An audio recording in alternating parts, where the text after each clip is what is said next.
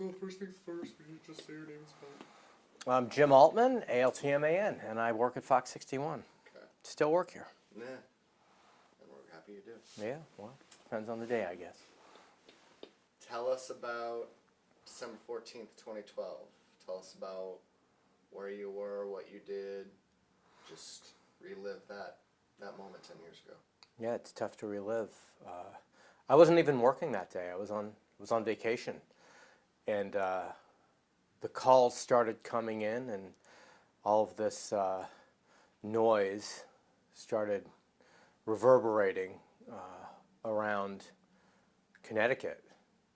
What was going on? So I wasn't even working, and I got a call from our news director, Colleen, at the time, and she said, "Can you come in?"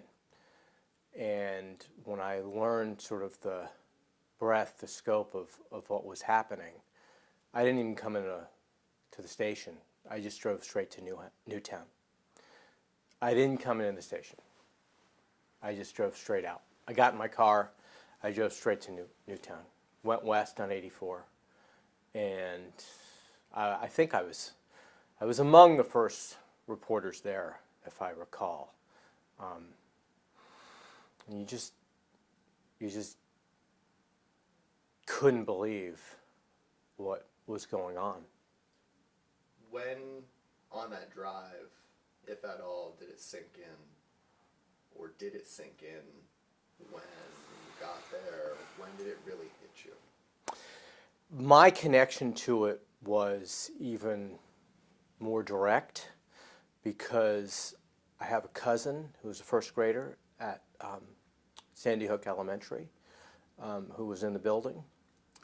And so within my family, we were getting emails with updates, and we were relieved. We didn't know, again, the scope of all of this, but we knew that I got an email from my cousin saying that my cousin Tyler, who's a first grader there at the time, was out, and that he was okay. And I actually, in the car ride, I just made the choice, I'm going straight to my cousin's house, which, by the way, was on the same street as the murderer. Just a stone's throw from the house that no longer exists. Step out of the journalist's shoes for a moment, now having a family connection to what happened. Did that ever hit you? Did that ever cause you to stop and really look at what was going on and feel those emotions? I think that's a good question. I think that the two for me, were inextricably linked because, you had to go and cover the inexplicable, right? And your family's also involved. I ended up having to interview my own family about what was going on in there as tactfully and as professionally as I could. And that's also something that you never thought you would have to do or you would never want to do. But yet, as a journalist, if you're trying to provide some perspective about what's going on, that's what you did.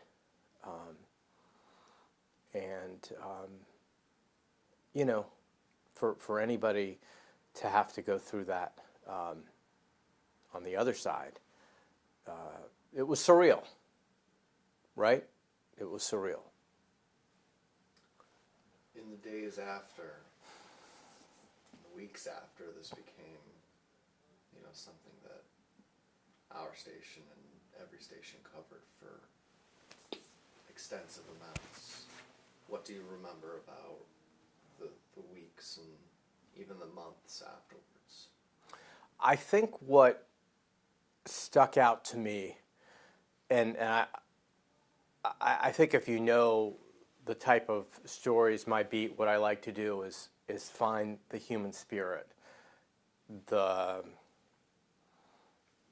courageousness of people, of the community. And I remember, I think it was the Monday after, there was a story that I did. We just went, we just went to Newtown every day. And the Monday after, we were set up in a parking lot not far from where the tragedy occurred.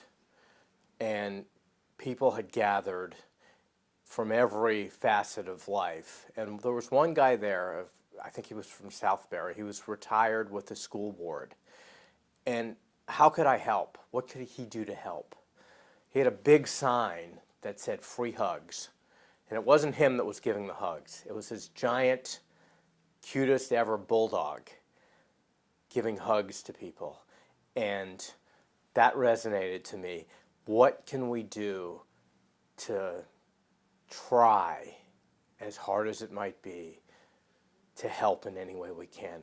I'll bring my bulldog to a parking lot in Newtown, Connecticut, and put up a sign and try to heal and help the best way we can. We did a story about that, and I'll never forget the impact that that had on the people there and on the town, and just in the moment, just the ability to say,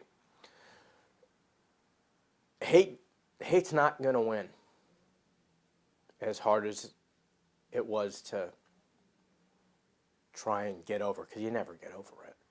But the human spirit was unrelenting that day. And so was the canine spirit. I remember that story really well. The other thing I can tell you, Scott, is that there was this Broadway show in the 90s called 6 Degrees of Separation. It became more famous because 6 Degrees of Separation became part of the American vernacular. You're connected in some way by 6 degrees of separation. And that became part of our vernacular. To me, this became 1 degree of separation.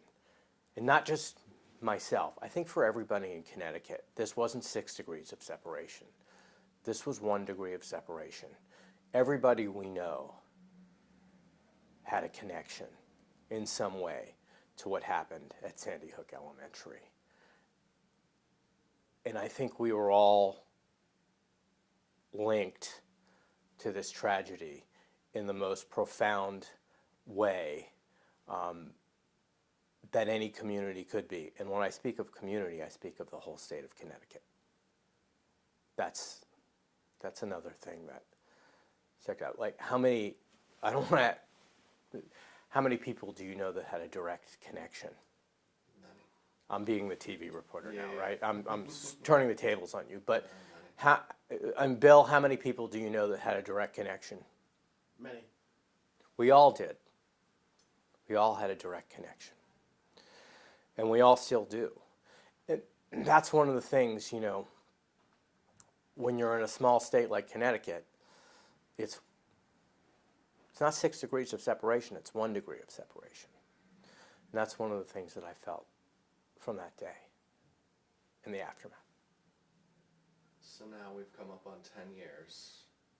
As you said, we won't forget, we can't forget what happened.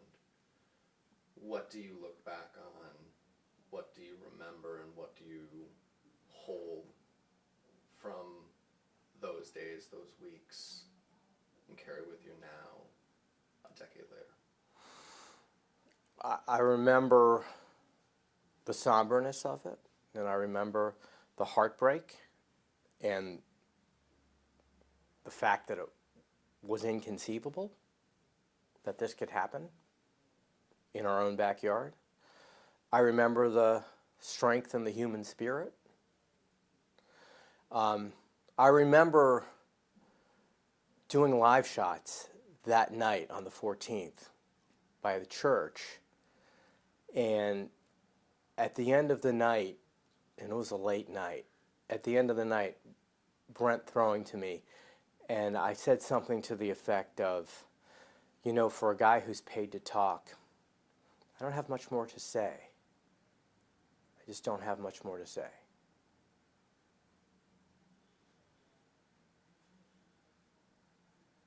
Bill, anything?